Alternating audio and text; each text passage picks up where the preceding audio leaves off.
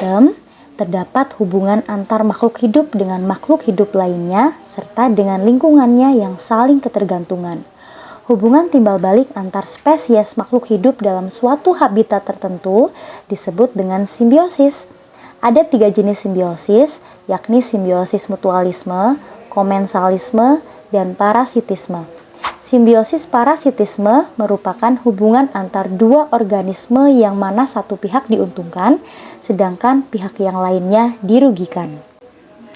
Untuk mengetahui contoh-contoh dari simbiosis parasitisme, kita akan melaksanakan praktikumnya. Yang pertama, alat dan bahan yang kita butuhkan adalah lembar pengamatan, yang kedua alat tulis, dan yang ketiga adalah lingkungan sekitar kita.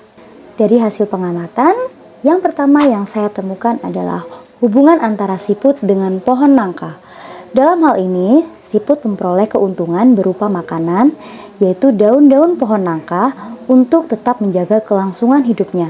Sedangkan pohon nangka mendapatkan kerugian di mana daunnya menjadi rusak dan menghambat proses fotosintesis sehingga mengganggu pertumbuhan dan perkembangan pohon nangka.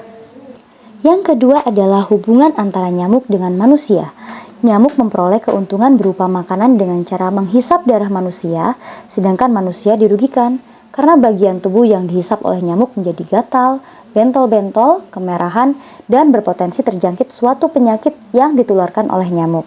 Selanjutnya adalah hubungan antara ulat dengan tanaman jeruk nipis. Ulat diuntungkan karena memperoleh makanan yaitu daun jeruk nipis sehingga kelangsungan hidupnya tetap terjaga.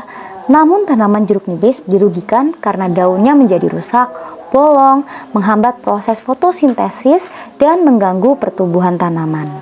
Yang keempat adalah hubungan antara kutu putih dengan tanaman puring.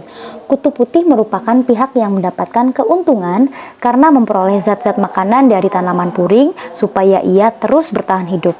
Namun, tanaman puring mendapatkan kerugian karena daun-daun pada tanamannya menjadi mengerut, menguning, busuk, dan layu. Semakin kutu putih berkembang biak dan jumlahnya semakin banyak, tanaman puring berpotensi mengalami kematian karena volume sari makanannya semakin banyak diambil. Yang kelima adalah hubungan antara benalu dengan pohon petai Cina. Benalu adalah parasit yang diuntungkan, di mana ia terus bertahan hidup karena menghisap air dan zat hara yang terdapat dalam pohon petai Cina. Sedangkan pohon petai Cina sebagai inang yang ditumpanginya mendapatkan kerugian karena air dan zat hara diambil oleh benalu. Jika terus dibiarkan, pohon petai Cina akan terhambat pertumbuhannya dan perkembangannya.